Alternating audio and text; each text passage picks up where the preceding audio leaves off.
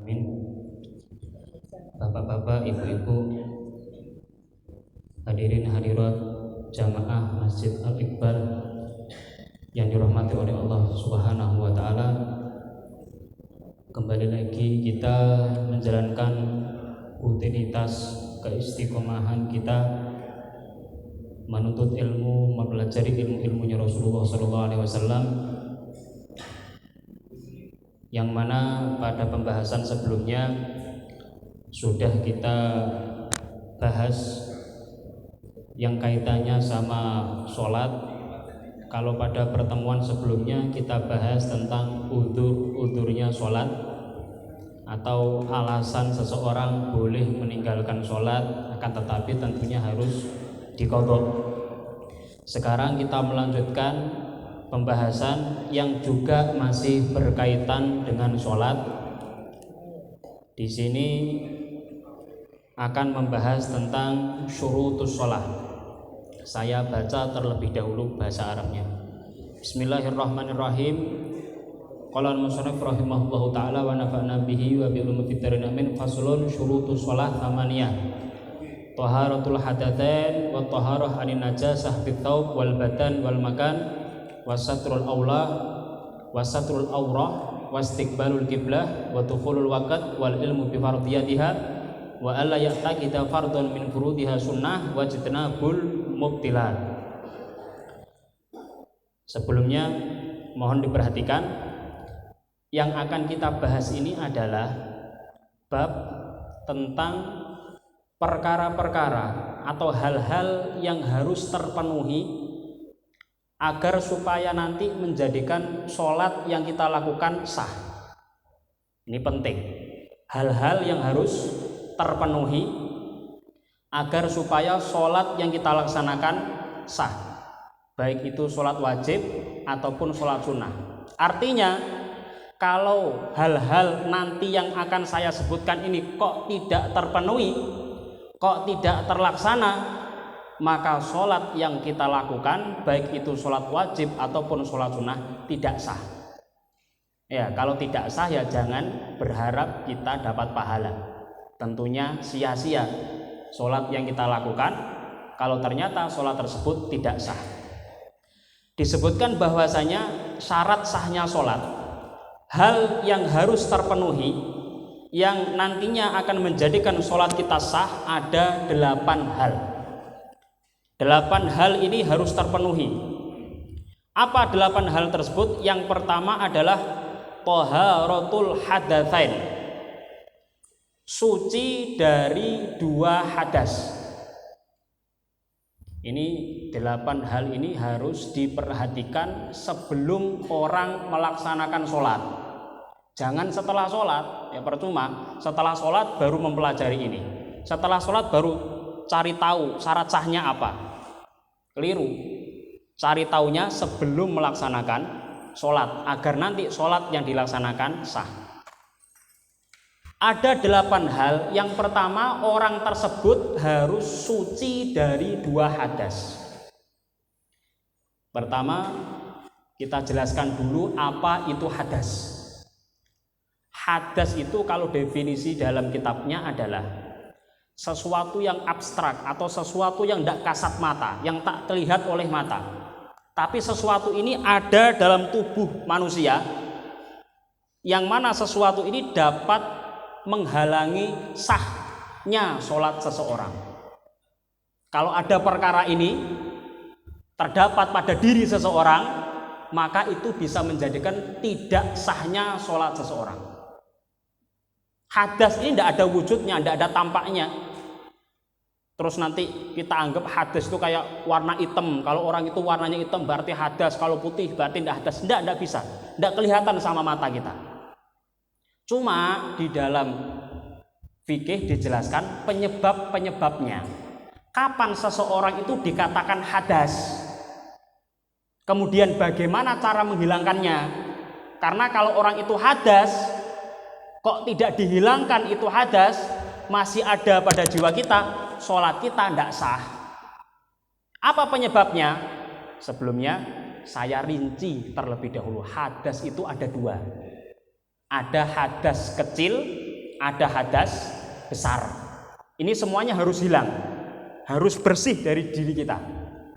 Ada hadas kecil, ada hadas besar. Apa itu hadas kecil? Hadas kecil itu semua hal yang dapat membatalkan wudhu. Jangan tahu ya, hal-hal yang dapat membatalkan wudhu. Tapi masih banyak orang yang salah dan keliru di dalam memahami hal-hal yang batalkan wudhu. Dikiranya ini batalkan wudhu padahal enggak. Dikiranya ini enggak batal padahal batal. Itu masih banyak orang kayak gitu. Di sini saya sebutkan singkat saja.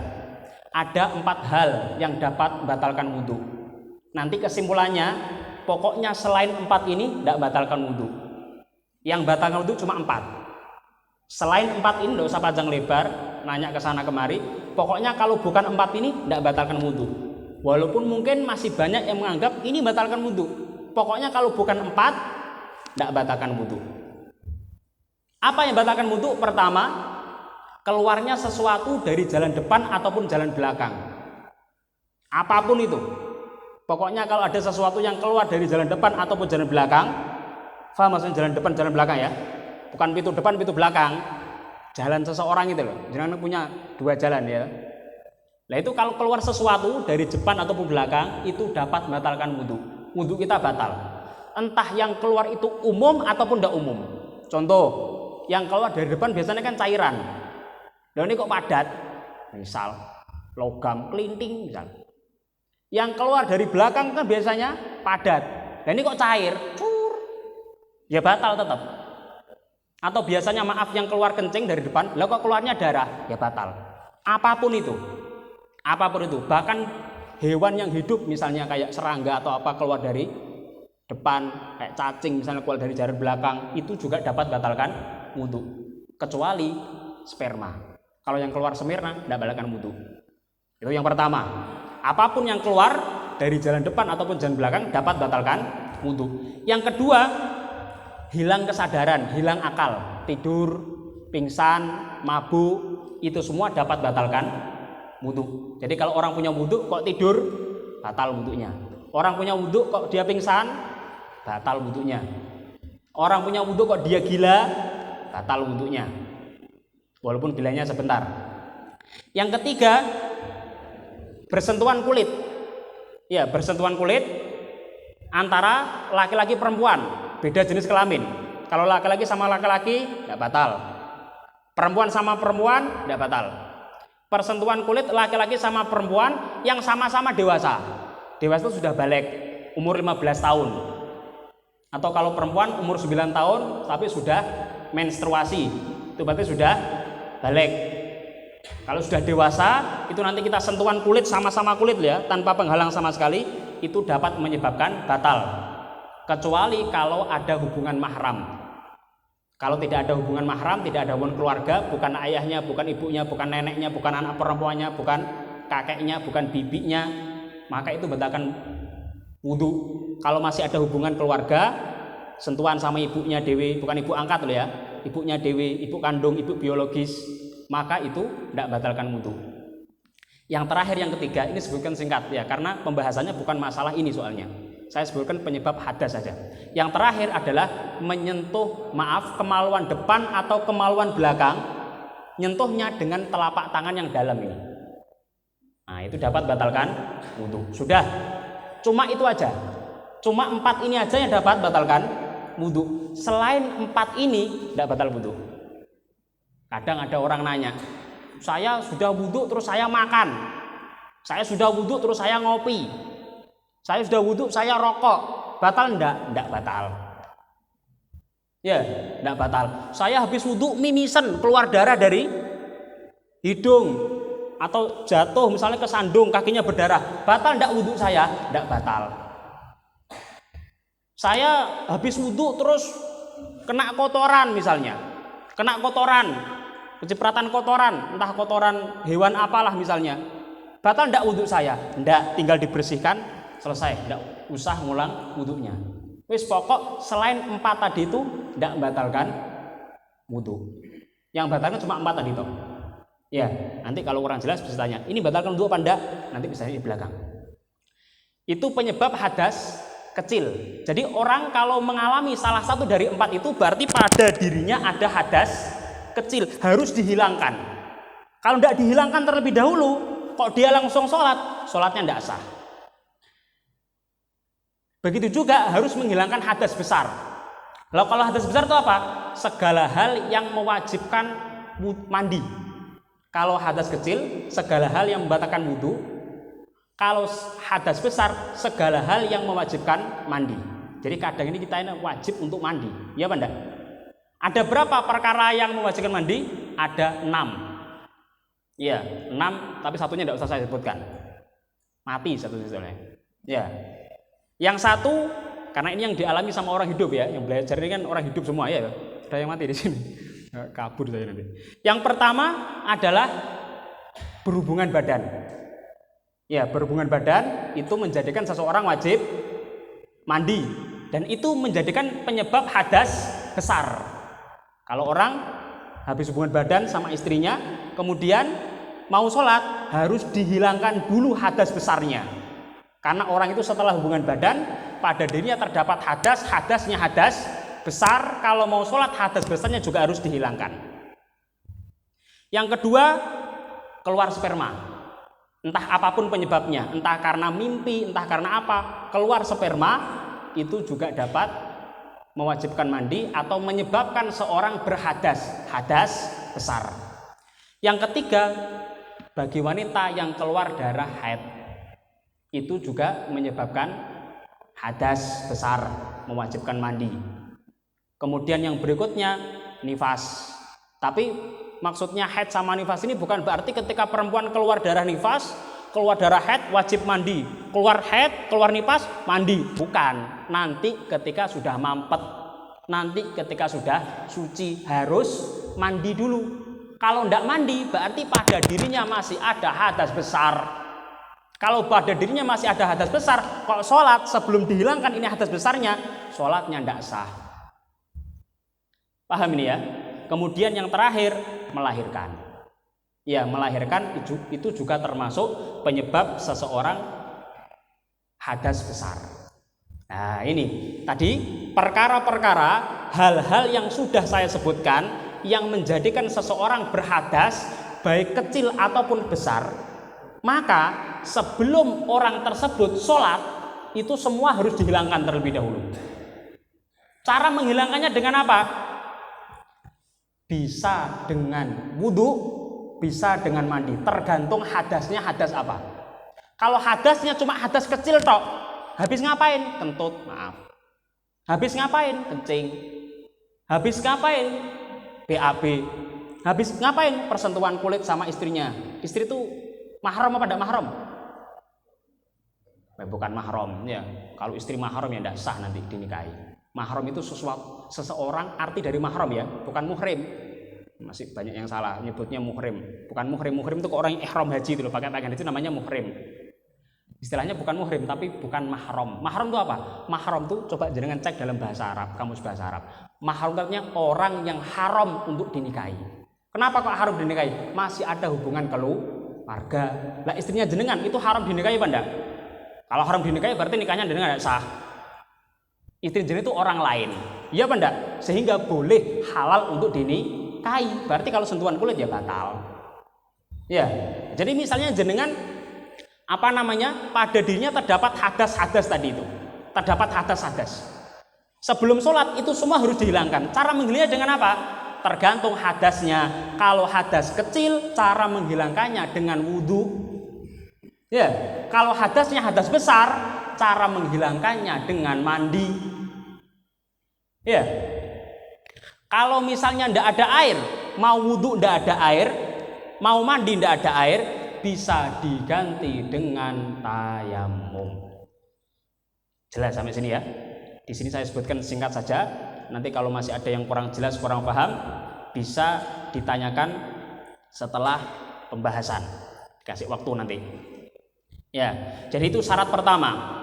Syarat pertama yang harus terpenuhi agar supaya sholat yang kita lakukan sah.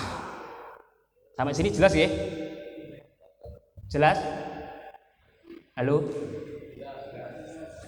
Nah, tidak jelas tidak tak lanjutkan. Dilanjut tidak jelas sudah ya. Jelas nggih, Bu? Nah, saya lanjutkan kalau jelas. Kalau tidak jelas diulangi lagi. Saya lanjutkan. Sehingga tidak sah sholatnya seseorang kalau misalnya pada dirinya masih ada hadas, baik kecil ataupun besar, kok belum dihilangkan, itu tidak sah.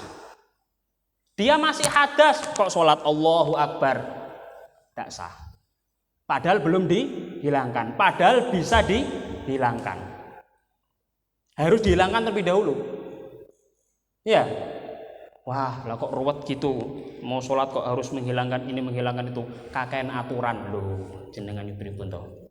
Bukan masalah kakean aturan, gini loh, maaf, jangankan sholat, nggih. Jenengan kula ajak berpikir. Semua ini sebenarnya ada aturannya. Jangankan sholat, ya, yang yang betul-betul khusyuk, yang betul-betul resmi seperti ini. Maaf, jenengan di toilet, kamar mandi, pom bensin, itu aja ada aturannya. Nggih napa mboten? Padahal maaf, mau kencing lho padahal diatur. Sandalnya dilepas, Mas. Di tembok dalam itu tulis sih. Habis kencing digambior, ada aturannya. Nggih napa mboten? Kalau habis pakai sampo atau sabun, buang sampah pada tempatnya. Maaf, ini kencing padahal. Lho mosok sholat sing sedemikian rupa ndak boleh ada aturan-aturannya. Semua itu pasti apa? Ada aturannya. Kadang ada yang ngomong gini, maaf, ya jangan sampai ini jenengan ya. Dikasih tahu kayak gini tuh ngomong gini. Alah, yang tahu bener salahnya cuma Allah. Aku sholat nyembah Allah, yang ngasih pahala Allah. Lah ini ada orang kok ngomong ndak sah, ngomong gini. Memang surga punya dia. Aku sholat tidak nyembah dia, aku nyembah Allah. Aku sebutin Gusti Allah. Lah ini gitu. Ruwet orang gini. Sudah tidak tahu, dikasih tahu malah ngeyel. Angel. Loh terus kalau memang yang tahu cuma Allah, terus apa gunanya Allah mengutus Rasulullah itu? Hah? Apa gunanya Allah mengutus Rasulullah?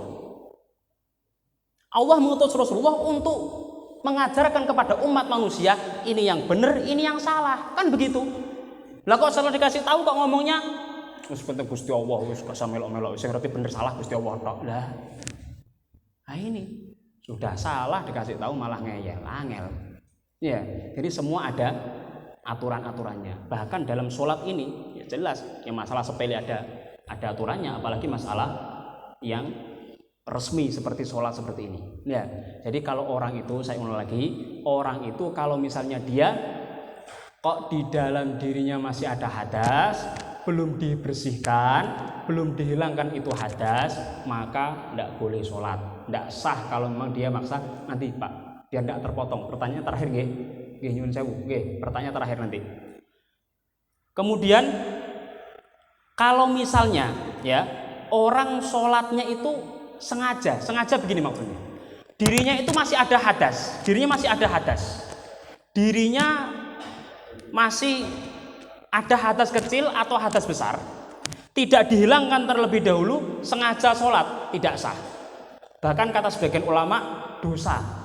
Bukan cuma tidak sah, dia malah dosa. Kenapa? Mempermainkan hukum.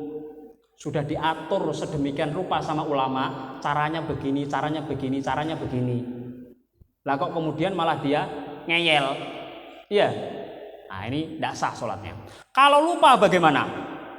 Kalau lupa, dia misalnya punya hadas, lupa belum wudhu, lupa belum mandi, kemudian dia sholat, lupa. Lah pas ingat harus dibatalkan. Kalau di tengah-tengah sholat loh ya, tengah-tengah sholat, loh, aku makan tut, loh belum wudhu kok, sholat, sisanya ya tidak boleh, harus dibatalkan. Ini kalau di tengah-tengah sholat. Kalau selesai sholat, dia belum wudhu, sholat, lupa ini, ya lupa.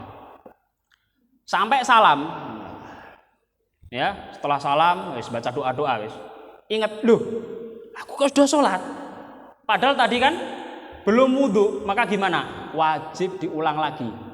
Harus diulang lagi karena tadi sholat yang dilakukan tidak sah. Iya, itu kalau lupa. Kemudian pertanyaannya misal kalau misalnya ada orang dirinya ada hadasnya, baik hadas kecil ataupun hadas besar. Tadi kan cara menghilangkannya dengan wudhu atau mandi, kalau tidak ada air dengan tayamum. Pertanyaannya, kalau misalnya dia mau wudhu tidak ada air, mau tayamum tidak ada debu, kira-kira ada kayak gitu? Ya disebutkan di kitab ya pasti ada ya. Misal jenengan di kutub utara misalnya ya, jenengan camping ke sana, jenengan misalnya tamasya ke sana jalan-jalan, bukan cuma ke Eropa, bukan cuma ke Kapadokia, tapi langsung ke kutub utara. Nyari air tidak ada air, mau tayamum tidak ada debu. Padahal dia habis kentut misal, habis hubungan badan, yang sana sama istrinya mau sholat, ya mau sholat, harus menghilangkan hadas, mau wudhu tidak ada air, mau mandi tidak ada air, mau tayamum tidak ada debu, maka caranya bagaimana?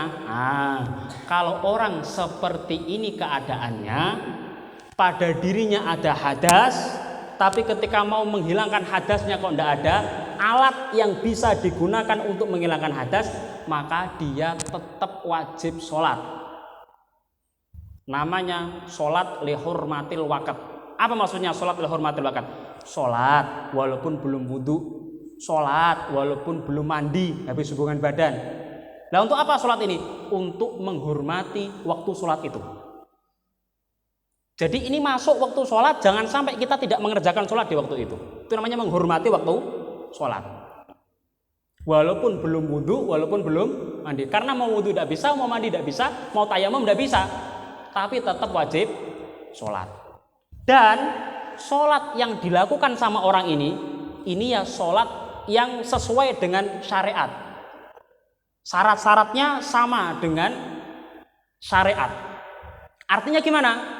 Walaupun sholat yang dilakukan itu sholat tanpa wudhu, tanpa mandi, dia apa badan? Lah nanti kok ternyata di tengah-tengah sholat kok kentut. Tadi sholatnya tidak pakai wudhu ya? Sholat lihurmatil waqt. Sholatnya tidak pakai wudhu. Lah kok di tengah-tengah sholat kentut? Batal apa enggak?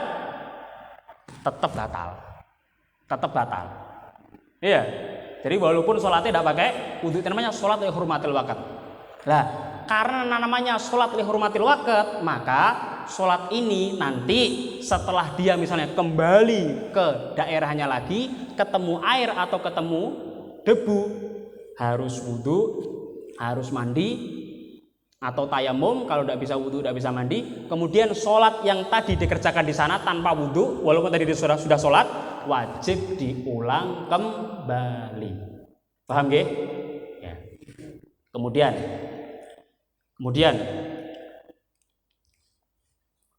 syarat yang kedua, ini saya yakin sampai isya tidak tuntas. Ya minimal 2, dicicil ya, sidik-sidik, ya sedikit-sedikit, little ya. Ya betul Mas Adam, little. Kayak iso bahasa Inggris. Iso aku bahasa Inggris, I love you gitu toh. Yang kedua, hal yang harus terlaksana agar sholat kita sah. Apa itu? Suci dari najis. Pada badan kita, pakaian kita, dan tempat yang kita gunakan untuk sholat harus suci dari najis. Sebelumnya saya jelaskan terlebih dahulu. Ini juga masih banyak yang salah paham. Tapi saya khususnya di sini orangnya sudah paham semua. Ya. Allahumma amin. Di sini kan ngaji bareng-bareng kan gitu. Insyaallah wis pinter kabeh. Allahumma amin. Kok kono sing amin ya, tetap amin dhewe lah. Allahumma amin. Najis itu, Pak, didengarkan ini biar paham. Ini najis apa enggak najis? Najis itu macamnya, saya sebutkan satu persatu. Banyak najis itu. Najis itu bukan kotoran ya. Kalau kotoran itu belum tentu najis, tapi kalau najis mesti kotor. Jadi tidak pokok Bersih dari najis berarti orang itu harus bersih dari kotoran. Nah sarungnya kotor, tidak boleh buat sholat. Bajunya kotor, tidak boleh buat sholat. Belum tentu. Kotor itu najis apa enggak? Kadang kotor tapi tidak najis. Saya sebutkan dulu biar tidak salah paham. Kotor yang termasuk najis itu apa aja? Banyak ini ya. Yang pertama kencing. Kencing itu kotor apa enggak? Kotor. Kencing apapun, Pak. Kencing apapun. Kencing jenengan, kencingnya hewan yang halal dimakan ataupun tidak halal dimakan, kencing kucing, kencing sapi, cicak, apalagi sudah nanti malah nyebut hewan-hewanan malah, bukan gembira luka ini, ngabsen hewan malah nanti. Pokoknya kencing semua ya, semua kencing, iya semua kencing dari hewan apapun itu semuanya najis, sedikit banyak najis, entah segelas, entah kecepatan trit, entah ya najis. Iya. Kemudian yang kedua, yang juga termasuk najis, kotoran. Kotoran ini maksudnya itu loh. Paham maksudnya? TA1. Kotor maksudnya TA1. Paham nggih? Ibu-ibu paham nggih? Maksudnya kotoran itu bukan tanah kemudian kena air terus nyiprat wah kotor, bukan itu maksudnya. Kotoran itu adalah maaf yang keluar dari lubang belakang. Itu najis. Najis itu. Baik punya manusia ataupun punya hewan apapun itu. Ya, itu yang kedua, kotoran, semua jenis kotoran. Kemudian darah. Darah itu najis. Sedikit banyak keluarnya dari manapun najis. Keluar dari mulut, keluar dari hidung mimisan, keluar dari telinga, keluar dari tangan karena dicoblos, keluar dari kaki karena jatuh. Semuanya najis, darah itu. Iya. Darah yang suci itu cuma satu. Jenengan mau tahu darah suci? Darah daging. Anaknya jenengan masuk najis. Bukan darah daging ya. Guyon sini Pak, ben gak tegang ya. Yang berikutnya yang juga najis. Muntah-muntahan. Tahu muntah-muntahan jenengan? Apa muntah-muntahan ini? Nggih, paham nggih muntah-muntahan? Oh ya. Ya muntah. Orang muntah itu najis itu. Ya, najis. Baik itu muntahan orang dewasa ataupun muntahan anak kecil. Biasanya distilahkan apa punya anak kecil itu? Anak kecil muntah masih kecil? Apa istilahnya? Berarti sama dengan punya saya. Gumoh. Gumoh bahasa Inggris ya. Gumoh. Nah, itu apa namanya? Najis. Ya, najis. Dan perlu diperhatikan, nggih. Maaf, masalah muntah ini. Muntah itu najis, ya. Muntah itu najis. Walaupun berupa cairan kayak air biasa. Jadi misalnya jenengan minum air sudah jenengan telan. Nah terus kok entah perutnya tidak beres atau kenapa atau kelihatan sesuatu yang menjijikkan atau keciuman apa terus muntah. Yang keluar itu air yang barusan jenengan minum itu kan masih berupa air biasa kan? Ya tetap itu najis karena sudah masuk ke dalam. Ya, kemudian yang perlu diperhatikan kaitannya sama orang muntah. Orang itu kalau muntah ada beberapa kewajiban yang harus dia lakukan. Kalau ini tidak dilakukan, najis badannya, dia gunakan buat sholat, tidak sah sholatnya. Apa itu? Begini, orang muntah ya. Orang muntah itu lewatnya mana? Ya mulut, masuk melalui hidung.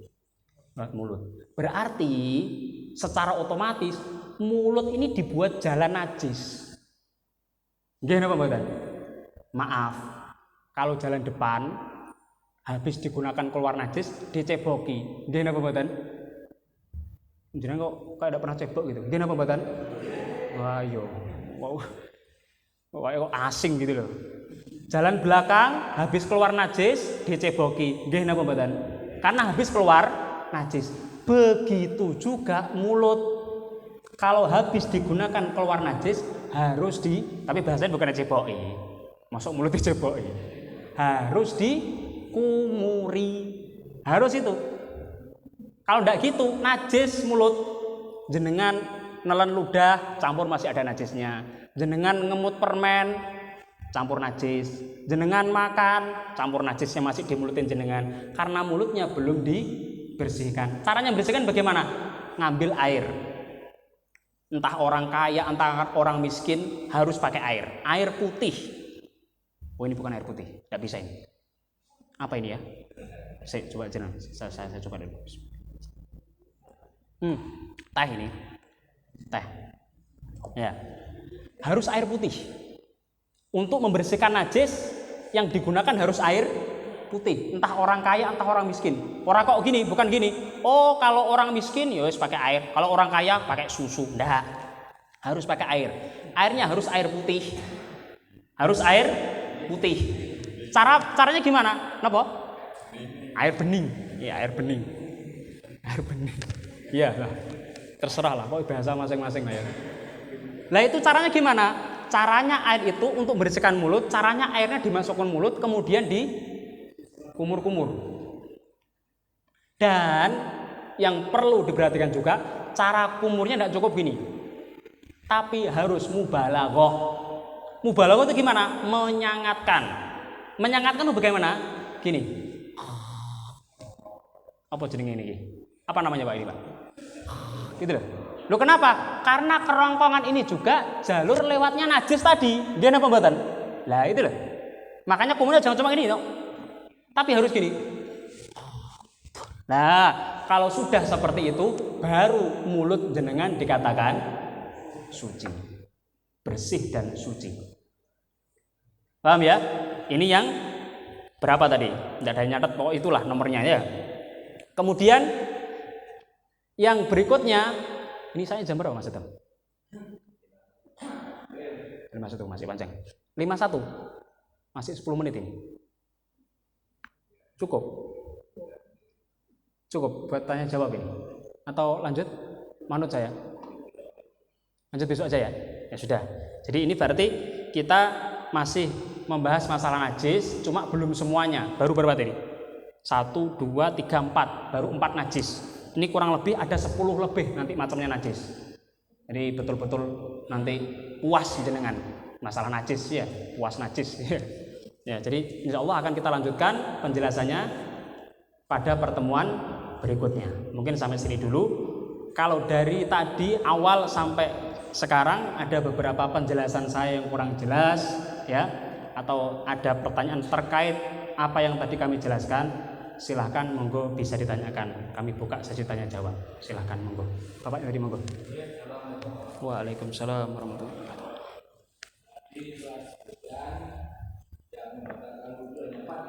Nggih. Tidak termasuk tidak anjing, tidak termasuk kotoran hewan yang dagingnya tidak harus dimakan. Saya pernah mendapatkan usia itu kotoran binatang yang harus dimakan memang tidak najis dan tapi kotoran binatang yang atau manusia yang tidak halal dimakan itu membatalkan wudu dan najis, termasuk di jidat anjing sampai 7 kali usia dan tanah itu. Nah, ini mohon penjelasan Pak. Karena kan berbeda-beda antara yang satu dan lain. Sehingga kami saya bingung begitu. Karena najis dan tidak termasuk punya istri. Tidak kawan bukan kan gandeng mana itu. Jadi kalau ada yang bisa ya itu najis semua orang yang haji. Najis semua? Iya. Batal semua, bukan najis semua. Orang haji itu bukan suami istri itu hampir batal semua, bukan najis semua. Ya, najis semua. Batal semua. Ya, batal semua. Ya, Oke. Bismillahirrahmanirrahim. Jadi begini, mungkin maksud penceramahnya begini. Mungkin saya kan tidak dengar yang ceramah atau apa namanya dalam menyampaikan mungkin jenengan dengarnya cuma sebagian mungkin begitu ya. Jadi begini. Jadi dijilat anjing atau kena kotoran hewan itu bukan batalkan wudu, tapi itu menyebabkan anggota badan kita atau pakaian kita najis.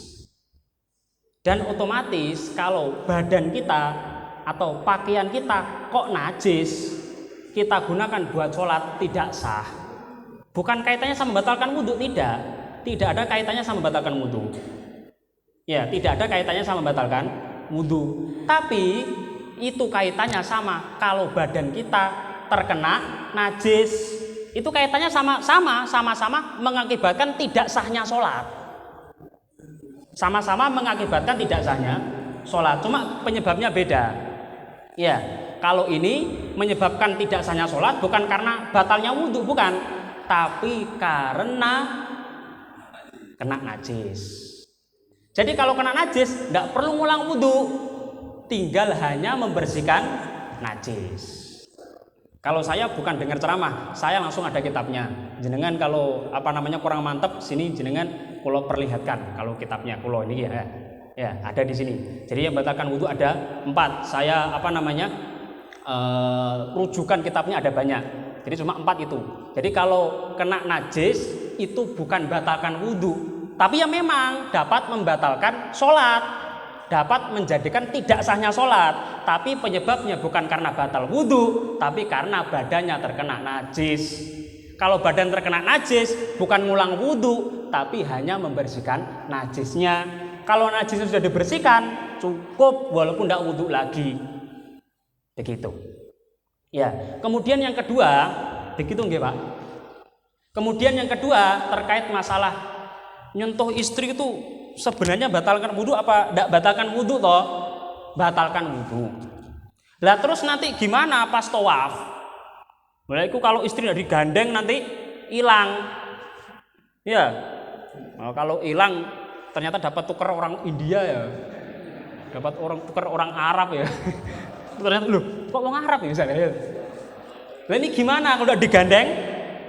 Kalau tidak digandeng maka batal. Kalau udah digandeng nanti hilang istrinya. Kalau digandeng batal. Padahal orang tawaf itu syaratnya harus punya wudhu. Jadi begini. Gini. Terkait masalah nyentuh istri, ya, ini ada khilaf antar ulama. Kalau dalam madhab Syafi'i, madhab ada 4, ya kan? Dalam madhab Syafi'i, nyentuh istri itu batalkan wudhu. Baik sengaja ataupun tidak sengaja, baik syahwat ataupun tidak syahwat, ya itu dalam madhab Syafi'i. Tapi di madhab lain luar madhab Syafi'i itu begini, penjelasannya begini. Kalau nyentuh istri tidak syahwat, contohnya seperti apa? Untuk jaga istri digandeng. Kalau udah digandeng nanti hilang takutnya. Unik ini barang antik kok hilang eman-eman, ya misalnya gitu. Tidak ada di toko ini misalnya, nanti hilang. Lah, ini bagaimana? Begini caranya. Berarti kan megangnya bukan karena syahwat. Bukan di kamar kok. Kan gitu. Tapi megangnya pada waktu tawaf. Lah maka bagaimana? Begini. Kalau kata guru-guru kita, kalau permasalahannya itu terjadi pas tawaf, dan kalau orang tawaf itu syaratnya sama kayak syarat sholat harus punya wudhu, nanti kalau misalnya kok batal wudhu, harus wudhu lagi, padahal tempat wudhunya jauh di sana. Gimana pembuatan? Tidak tahu sih saya, kayak seperti itu. Saya belum pernah soalnya. Yang sudah pernah itu loh. Kalau batal harus wudhu lagi, walah wudhunya di sana. Maka caranya gimana? Begini caranya. Caranya begini. Lalu batal kabeh, batal semua. Nanti gimana ini? Wah wudhu lagi. Baru wudhu, ya toh? Baru setelah wudhu mau ke sana lagi serempet orang India. Loh, batal lagi, wudhu lagi. Baru wudhu orang Eropa, batal lagi. Caranya begini. Caranya kalau guru-guru kita, kalau permasalahan seperti itu, seperti ini kita taklid, kita ngikuti ulama lain, bukan madhab Syafi'i. Caranya gimana? Tapi gini, jangan dibuat permainan hukum ya, cari yang mudah-mudah tok, jangan gitu. Kalau kita ngikuti ulama lain dalam madhab ini, dalam masalah wudhu, maka dalam semua masalah wudhu kita harus juga ngikuti ulama ini. Nah, di dalam luar madhab Syafi'i itu ada penjelasan. Tadi sudah saya sampaikan, kalau nyentuhnya bukan karena syahwat kan tidak batal. Tapi gini, di dalam madhab itu dijelaskan kalau wudhu tidak cukup rambut diusap gini toh. Jangan kalau wudhu rambutnya diusap ini apa dibasahi semua? Semua apa diusap sedikit? Kalau dalam madhab Syafi'i cukup diusap sedikit. Entah depan atau tengah atau manapun. Tapi kalau dalam madhab lain tadi itu yang mengatakan kalau nyentuh istri tidak syahwat tidak batal, ya itu di situ disyaratkan memang tidak batal. Tapi pas wudhu syaratnya rambutnya harus dibasahi semua. Kalau tidak dibasahi semua, tidak sah wudunya. Nah, makanya guru kita ngasih solusi, kalau pas tawaf, jenengan pas wudu, caranya kayak wudunya madhab ini. Pas wudu, pas waktunya ngusap, sebagian kepala dibasahi semua. Nah, kalau cara wudunya jenengan seperti itu, nanti pas kemudian jenengan tawaf sambil gandeng istri, tidak batal. Kita ngikuti madhab itu juga, karena kita nyentuh istri bukan karena syahwat. Itu solusi yang kita tawarkan. Paham nggih? Mudah-mudahan bisa dipahami, bisa dimengerti. Nuwun Pak, paham nggih? Halo. Oke, alhamdulillah. Yang lain mungkin nggih, monggo.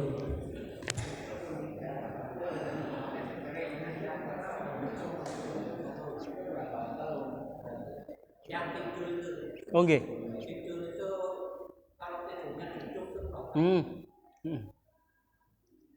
Ya. Bismillahirrahmanirrahim. Pertanyaan kedua terkait masalah yang batalkan wudu. Tadi sudah saya jelaskan, di antara yang batalkan wudu adalah hilang akal atau hilang kesadaran. Termasuk di antara penyebabnya adalah ketika orang itu tidur. Nah, tapi ini karena ada pertanyaan, saya jelaskan. Tapi ada tidur yang tidak batalkan wudu. Tidur itu batalkan wudu. Tapi ada tidur yang tidak batalkan wudu. Ada. Gimana itu? Yaitu tidurnya orang yang posisi lubang belakangnya tertutup rapat. Lah itu bisa terjadi ketika orang duduk seperti ini. Maaf, kalau jenengan duduk seperti ini kan lubang belakangnya rapat kan? Buktinya maaf, kalau kentut kan wah sulit banget kan. Harus gini dulu. Baru gitu kan ya. Soalnya sulit keluar, ketutup rapat. Lah, kalau orang tidur tapi posisi tidurnya duduk seperti itu, tidak batal wudunya. Tidak batal wudunya. Tapi dengan syarat, ada syaratnya juga. Apa? Jenengan tidak pindah tempat. Tidur ngelindur di sini, bangun-bangun di rumah, ngelindur, ya batal. Karena sudah terangkat tadi kan. Iya toh? Atau yang kedua, jenengan tidur duduk. Kok ternyata tidur duduk ada temennya jenengan yang bilangi, kamu tadi tidur duduk nih kentut, saya denger kok berantar duor gitu, misalnya, ya batal.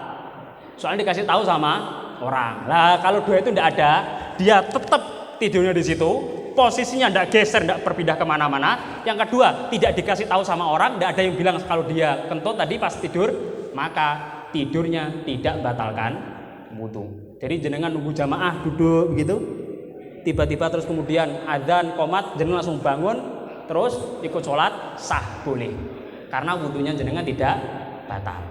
Begitu, nggih. Ada lagi mungkin atau sudah habis atau sudah nggih? Sudah sampun, sudah. Mudah-mudahan dapat dipahami dan menambah wawasan ilmu kita, bisa kita amalkan menjadi pencerahan untuk kita. Amin ya rabbal alamin. Wallahu a'lam bishawab. Al-Fatihah.